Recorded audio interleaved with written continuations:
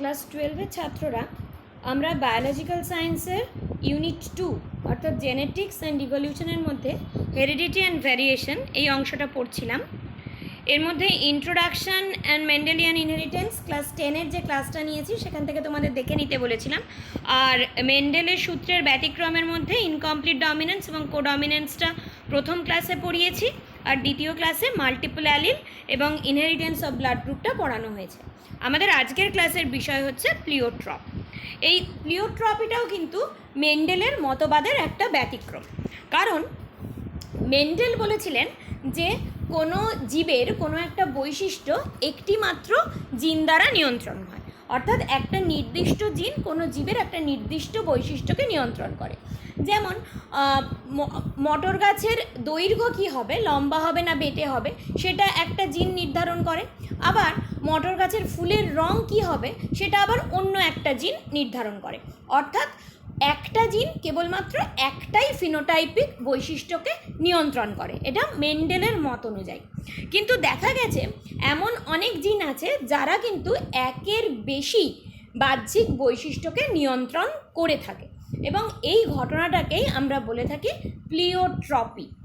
এবং যে জিনগুলো এই একাধিক চারিত্রিক বৈশিষ্ট্যকে বা একাধিক ফিনোটাইপিক বৈশিষ্ট্যকে নিয়ন্ত্রণ করে সেই জিনটাকে বলা হয় প্লিওট্রপিক জিন। তাহলে দেখতে পাচ্ছ যে এই প্লিওট্রপিটা কিন্তু মেন্ডেলের মতবাদের ব্যতিক্রম, কারণ মেন্ডেলের মত অনুযায়ী একটা জিন কেবলমাত্র একটাই চারিত্রিক বৈশিষ্ট্যকে নিয়ন্ত্রণ করে।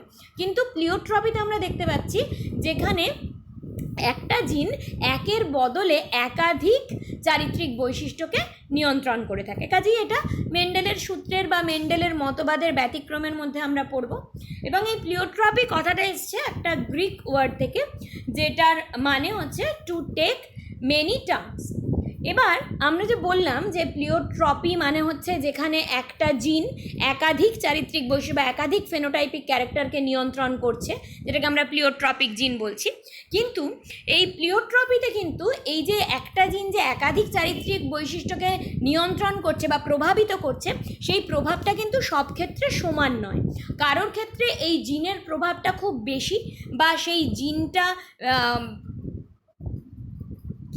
প্রধানত একটা যে বৈশিষ্ট্যটাকে নিয়ন্ত্রণ করছে বা যে বৈশিষ্ট্যটা নিয়ন্ত্রণে তার প্রত্যক্ষ ভূমিকা রয়েছে বা সরাসরি ভূমিকা রয়েছে, সেটাকে আমরা বলছি major effect, major phenotypic effect. মানে যার ওপর যে বৈশিষ্ট্যটা নিয়ন্ত্রণে সেই জিনের প্রভাবটা খুব বেশি, আর যার ওপর যে সমস্ত বৈশিষ্ট্যের উপর তুলনামূলকভাবে কম প্রভাব রয়েছে এই জিনটার, তাদেরকে আমরা বলছি সেকেন্ডারি এফেক্ট।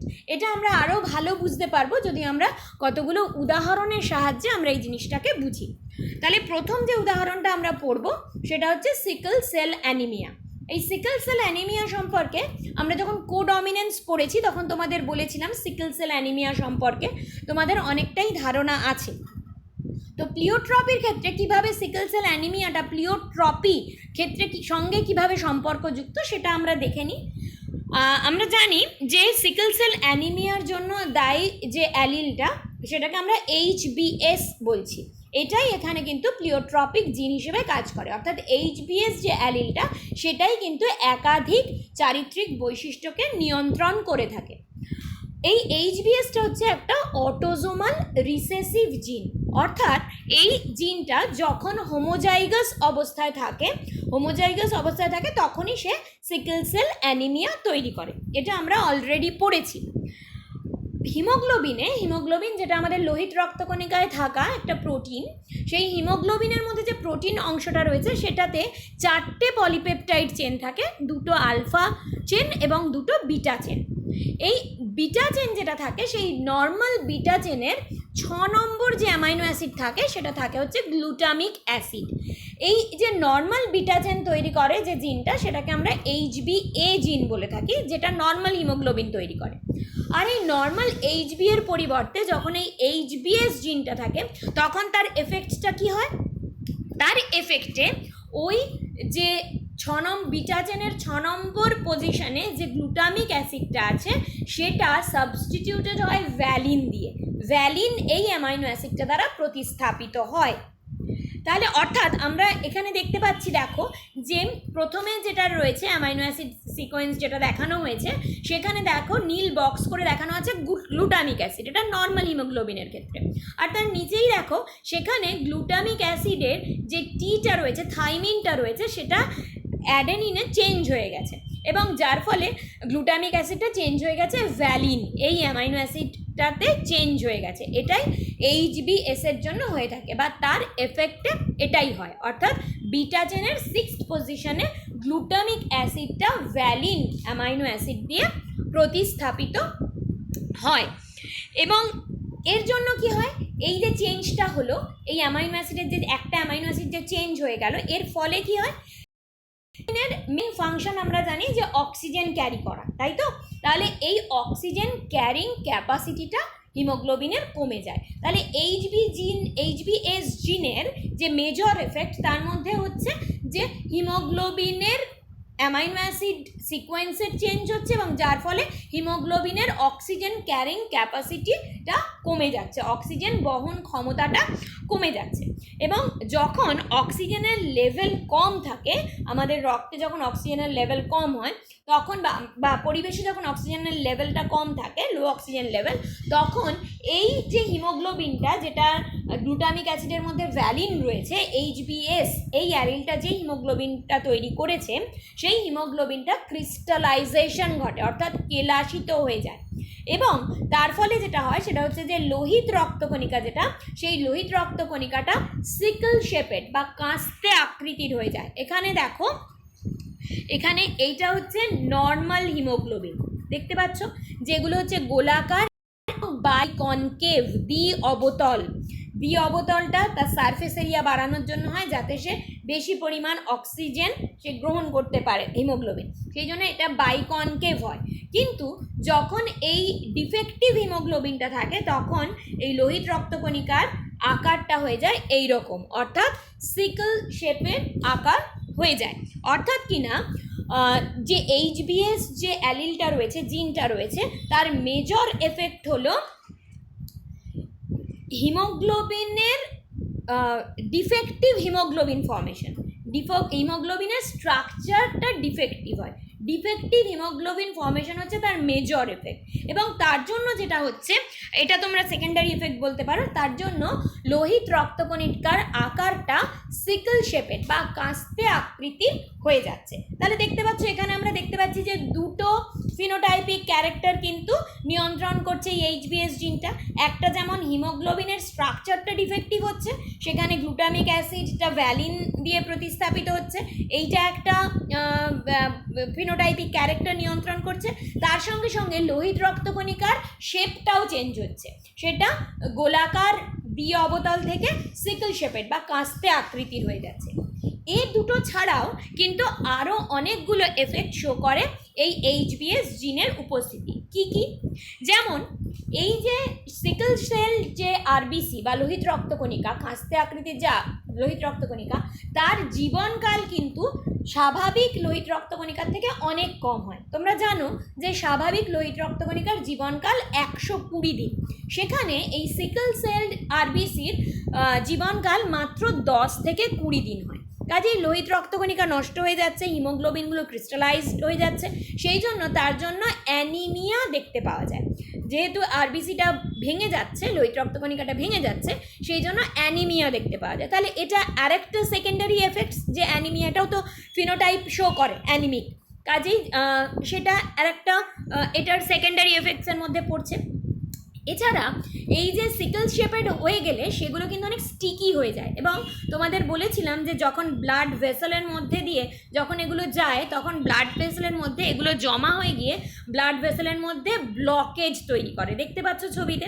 এই ব্লকেজ হওয়ার জন্য ব্লাড ফ্লো আটকে যায়, এবং যার জন্য কি হয়, বিভিন্ন টিস্যুতে ব্লাডগুলো পৌঁছতে পারে না, এবং যার ফলে সেই টিস্যুতে অক্সিজেন পৌঁছতে পারে না, এবং অক্সিজেন ডেফিসিয়েন্সি দেখা যায়, অক্সিজেনের অভাব দেখা দেয়, এবং যার জন্য কিন্তু টিস্যু ড্যামেজ হয়, টিস্যুর ক্ষতিগ্রস্ত হয়, কলাগুলো ক্ষতিগ্রস্ত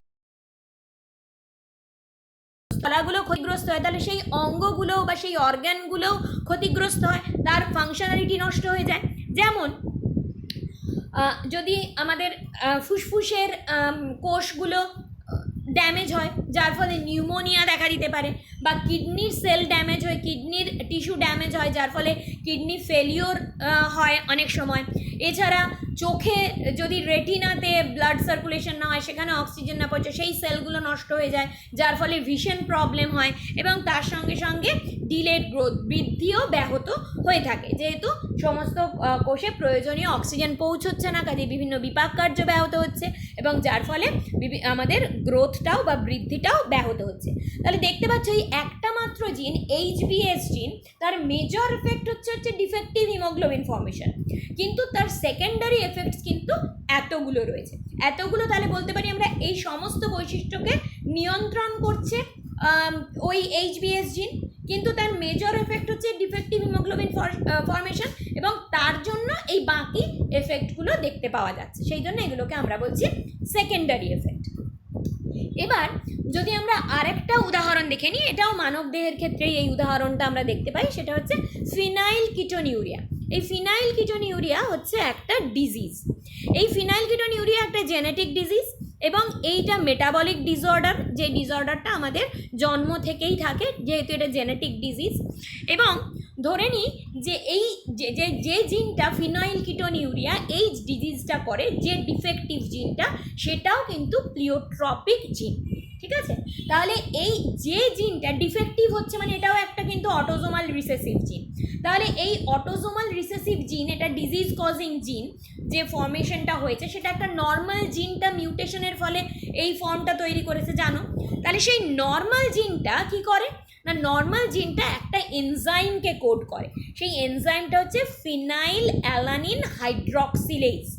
নর্মাল জিন সেটা ফিনাইল অ্যালানিন হাইড্রক্সিলেজকে কোড করে, এবং সেটা যখন মিউটেশন হয়ে ডিফেক্টিভ হয়ে যাচ্ছে, যার ফলে ফিনাইল কিটোনিউরিয়া এই ডিজিজটা হচ্ছে, সেই ডিফেক্টিভ জিনটাকে আমরা বলছি প্লিওট্রপিক জিন। এই নর্মাল জিন যেটা ফিনাইল অ্যালানিন হাইড্রক্সিলেজটাকে কোড করে, সেই এনজাইমটা অর্থাৎ ফিনাইল অ্যালানিন হাইড্রক্সিলেজ, এই এনজাইমটার ফাংশনটা কি? এই এনজাইমটা ফিনাইল অ্যালানিন এই অ্যামাইনো অ্যাসিডটাকে আর একটা অ্যামাইনো অ্যাসিড টাইরোসিনে কনভার্ট করে। ফিনাইল অ্যালানিন একটা অ্যামাইনো অ্যাসিড, টাইরোসিন আর একটা অ্যামাইনো অ্যাসিড। এই ফিনাইল অ্যালানিন হাইড্রক্সিলেজের কাজ হচ্ছে ফিনাইল অ্যালানিন অ্যামাইনো অ্যাসিডটাকে টাইরোসিন অ্যামাইনো অ্যাসিডে কনভার্ট করা। ধরো এই যে প্রোটিনটা অ্যামাইনো অ্যাসিড দিয়ে তৈরি, আমরা জানি, কারণ প্রোটিনের মনোমার হচ্ছে অ্যামাইনো অ্যাসিড। তাহলে প্রোটিনটার হাইড্রোলিসিস হলো, প্রোটিনের মধ্যে যদি ফিনাইল অ্যালানিন এই অ্যামাইনো অ্যাসিডটা থেকে থাকে, তাহলে প্রোটিনের হাইড্রোলিসিসের ফলে ফিনাইল অ্যালানিন এই অ্যামাইনো অ্যাসিডটা তৈরি হলো। এবার এই ফিনাইল অ্যালানিন থেকে তৈরি হচ্ছে টাইরোসিন, যেটাতে সাহায্য করছে এই ফিনাইল অ্যালানিন হাইড্রক্সিলেজ এনজাইমটা। এবার এই এনজাইমটা ফর্ম করছে যে জিনটা, সেটা মিউটেশন হলো, যার ফলে সেটা ডিফেক্টিভ হয়ে গেল, সে আর ফিনাইল অ্যালানিন হাইড্রক্সিলেজ তৈরি করতে পারছে না। তার ফলে কি হবে? তার ফলে কিন্তু যে হিউম্যান বিইংয়ের ক্ষেত্রে, যে মানুষের ক্ষেত্রে এটা হচ্ছে, তার রক্তে এই ফিনাইল অ্যালানিনটা অ্যাকুমুলেট করতে থাকবে, এটা জমতে থাকবে, ফিনাইল অ্যালানিনটা জমতে থাকবে, এবং তার ব্লাডে বা তার ইউরিনে এই ফিনাইল অ্যালানিনটা পাওয়া যাবে। তার সঙ্গে সঙ্গে এই ফিনাইল অ্যালানিন থেকে তৈরি হয় ফিনাইল পাইরুভিক অ্যাসিড। এই ফিনাইল অ্যালানিনটা যখন জমতে থাকবে, সেটা থেকে আবার সেটার মেটাবলিজমের ফলে ফিনাইল পাইরুভিক অ্যাসিড তৈরি হবে।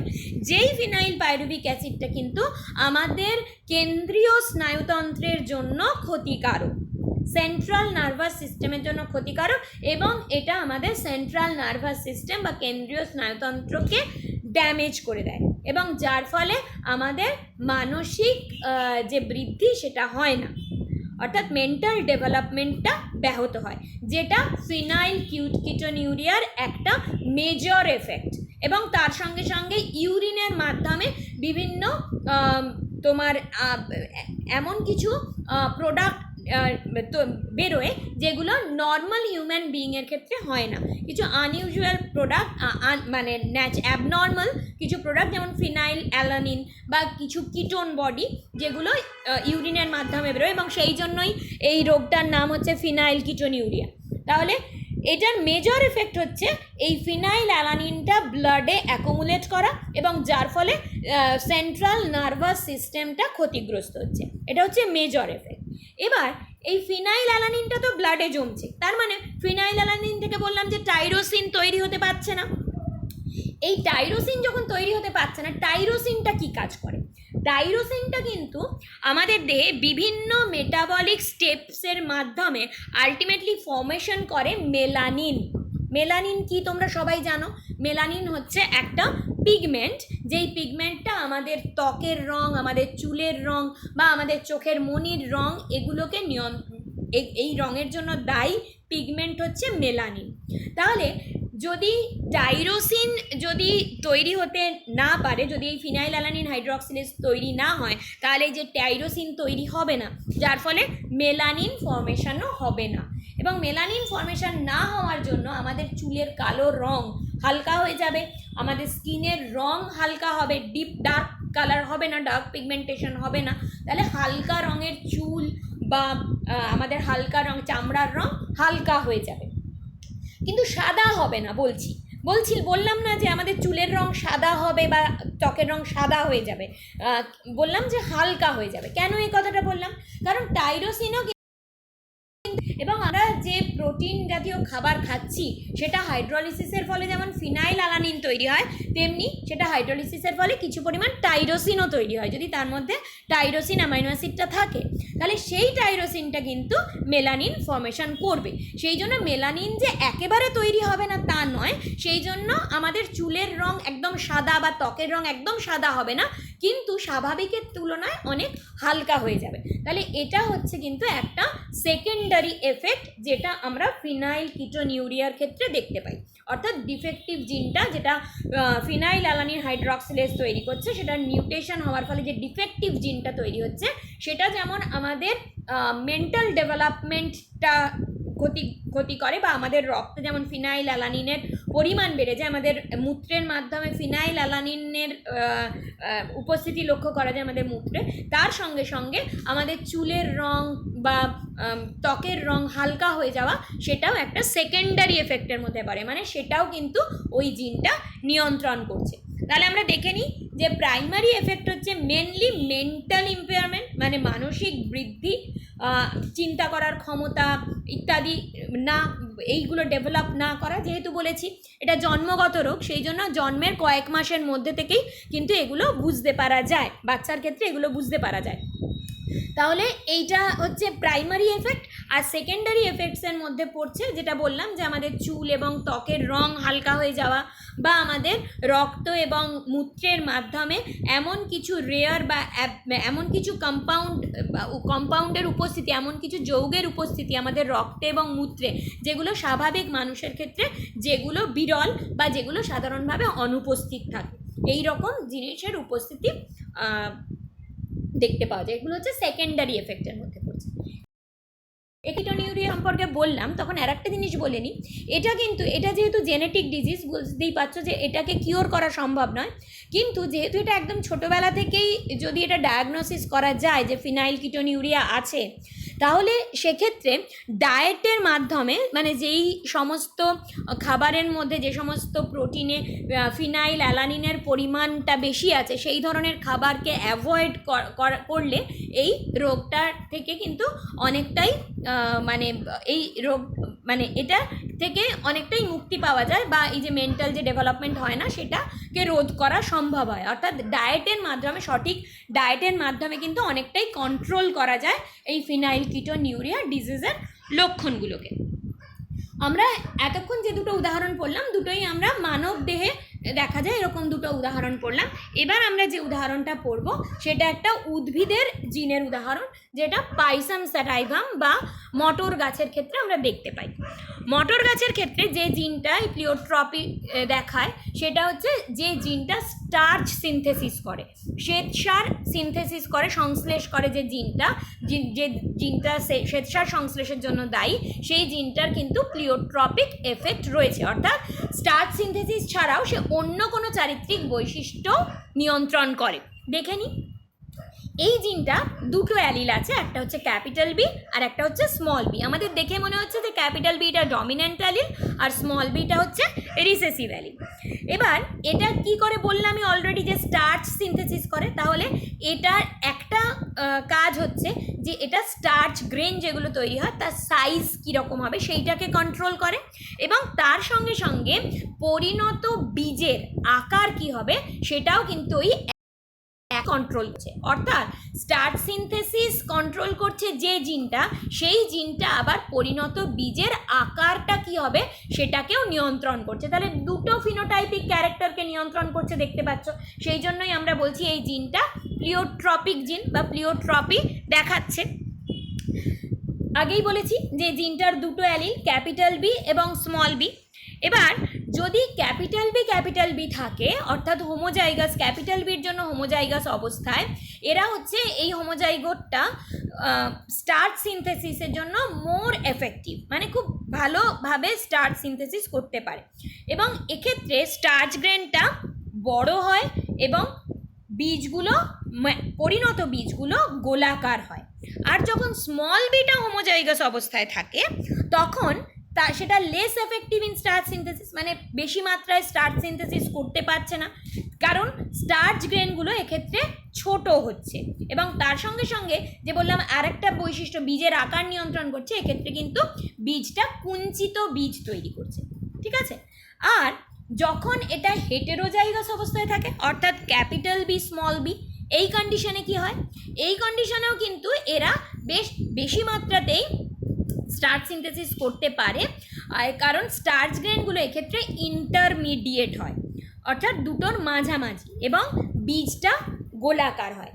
তাহলে এখানে কিন্তু আমরা আরেকটা জিনিস দেখতে, একটা তো দেখতে পেলে প্লিওট্রপিক এফেক্টটা তো বুঝতেই পারলে, যে দুটো বৈশিষ্ট্যকে নিয়ন্ত্রণ করছে, একটা হচ্ছে স্টার্চ গ্রেনের সাইজ আর একটা হচ্ছে বীজের আকার। এটা তো প্লিওট্রপিটা আমরা বুঝলাম। এছাড়াও কিন্তু এখানে আর একটা জিনিসও আমরা দেখতে পাচ্ছি, যেহেতু সেটা আমরা অলরেডি পড়েছি সেই জন্য সেটাও আমরা এখানে বলবো। সেটা হচ্ছে, দেখো যে আমরা যদি বীজের আকারের এই বৈশিষ্ট্যটা দেখি, তাহলে এখানে দেখো যে হোমোজাইগাস, ক্যাপিটাল বির হোমোজাইগাস এবং হেটেরোজাইগাস দুটো অবস্থাতেই বীজটা কিন্তু গোলাকার হচ্ছে, এবং শুধুমাত্র হোমোজাইগাস রিসেসিভ অবস্থা, অর্থাৎ স্মল বিটা শুধুমাত্র যখন হোমোজাইগাস অবস্থায় থাকছে তখন সেটা রিঙ্কলড হচ্ছে, তাই তো।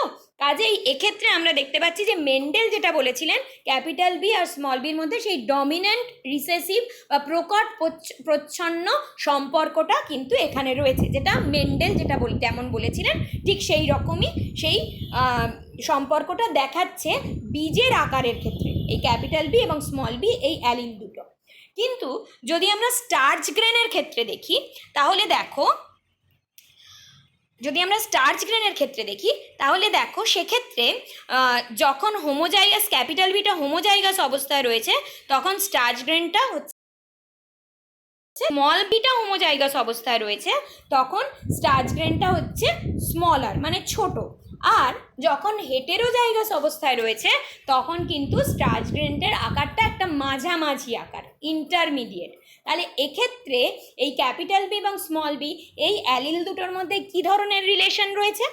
এই দুটোর মধ্যে রিলেশনটা কিন্তু ইনকমপ্লিট ডমিনেন্স। তাহলে এইটা পড়লাম যেটা স্টার্চ গ্রেন তৈরির জন্য দায়ী বা স্টার্চ সিনথেসিসের জন্য দায়ী, সেই জিনটার কিন্তু আমরা দুটো এফেক্ট দেখতে পাচ্ছি, যে সেটা যখন স্টার্চ গ্রেনের আকারটাকে নিয়ন্ত্রণ করছে, স্টার্চ গ্রেনের সাইজটাকে নিয়ন্ত্রণ করছে, তখন সে ইনকমপ্লিট ডমিনেন্স দেখাচ্ছে। আর যখন সে পরিণত বীজের আকারটাকে নিয়ন্ত্রণ করছে তখন সে প্রকট প্রচ্ছন্ন, মানে মেন্ডেলের যে প্রকট ডমিন্যান্ট রিসেসিভ যে রিলেশনশিপ সেটাই সে দেখাচ্ছে। তাহলে আমরা তো প্লিওট্রপির উদাহরণগুলো দেখে নিশ্চয়ই বুঝতে পারছো যে তাহলে একাধিক চরিত্রকে নিয়ন্ত্রণ করে থাকে। কিন্তু এই একাধিক চরিত্রকে নিয়ন্ত্রণ করে কিভাবে, কি মানে তার পেছনে কারণটা কি, কেন একাধিক চরিত্র নিয়ন্ত্রণ করে একটা জিন? আমরা তো সবাই জানি যে যে কোনো জিন একটা পলিপেপটাইডকে ফর্ম করে এবং সেই পলিপেপটাইডটা কোনো একটা মেটাবলিজমকে কন্ট্রোল করে এবং যার ফলে সে একটা ফিনোটাইপিক বৈশিষ্ট্য প্রদর্শন করে, এটা আমরা জানি। এই যে প্লিওট্রপির জন্য যে দায়ী জিনটা, মানে প্লিওট্রপিক জিন, সে কি তাহলে একাধিক পলিপেপটাইড তৈরি করে? তা কিন্তু নয়। এটাও কিন্তু নন প্লিওট্রপিক জিনের মতন প্লিওট্রপিক জিনও কিন্তু একটাই পলিপেপটাইড তৈরি করে, একটা জিন একটাই পলিপেপটাইড তৈরি করে। কিন্তু সেই পলিপেপটাইডটা যখন কোনো একটা অনেকগুলো মেটাবলিক ইভেন্টের বা মেটাবলিক যে বিপাকীয় যে ধাপ আছে তার মধ্যে একদম প্রাথমিক দিকের কোনো ধাপকে নিয়ন্ত্রণ করে সেই পলিপেপটাইডটা, তখন কিন্তু সেই জিনটা প্লিওট্রপি দেখায়। বোঝা গেল কি ব্যাপারটা? ধরো অনেকগুলো এই প্লিওট্রপিক জিনটা এমন একটা পলিপেপটাইডকে কোড করে, যেটা এমন একটা এনজাইম যেটা এমন একটা মেটাবলিক রিয়াকশানকে নিয়ন্ত্রণ করে, যেই মেটাবলিক রিয়াকশান বা যেই বিপাকের ধাপটা অনেকগুলো বিপাকীয় ধাপের প্রাথমিক ধাপ। তাহলে সেই প্রাথমিক ধাপটা যদি বন্ধ হয়ে যায়, তাহলে তার পরের ধাপগুলোও হবে না। কাজেই একাধিক সেক্ষেত্রে ফিনোটাইপিক বৈশিষ্ট্যকে সেই জিনটাই নিয়ন্ত্রণ করবে পরোক্ষভাবে। এটা আমরা খুব ভালোভাবে বুঝতে পারবো। ধরো একটা কম্পাউন্ড আছে, একটা যৌগ হচ্ছে এ, যেটা থেকে বি তৈরি হয় E1 এনজাইম দিয়ে, ঠিক আছে? এবার বি থেকে আর একটা মেটাবলিক প্রক্রিয়ায় সি তৈরি হয় E2 এনজাইমের সাহায্যে, সি থেকে ধরো ডি তৈরি হয় E3 এনজাইমের সাহায্যে। আবার এই যে এ থেকে যে বিটা তৈরি হয়েছিল, সেটা আবার অন্য একটা মেটাবলিক প্রসেসের মাধ্যমে এম তৈরি করে, যখন E4 এনজাইমটা কাজে লাগায় তখন। আবার এম থেকে ধরো এন যৌগটা তৈরি হয় E5 এনজাইমের মাধ্যমে। তাহলে এইখানে অনেকগুলো দেখতে পাচ্ছি আমরা যে রাসায়নিক বিক্রিয়া ঘটেছে অনেকগুলো। এবার এই এ থেকে বি তৈরি করার জন্য যে এনজাইমটা দায়ী E1, ধরো সেই E1 এই এনজাইমটা যে জিন তৈরি করছে সেই জিনটা ডিফেক্টিভ হলো, অর্থাৎ E1টা তৈরি হলো না। E1টা তৈরি না হলে কি হবে? এ থেকে বি এই বায়োকেমিক্যাল স্টেপসটা, এই মেটাবলিক স্টেপসটা তো হ্যাম্পার্ড হলোই, মানে বি তো তৈরি হলোই না। তার সঙ্গে সঙ্গে দেখো সি তৈরি হলো না, অর্থাৎ বি থেকে সি এই মেটাবলিক স্টেপসটা হ্যাম্পার্ড হলো।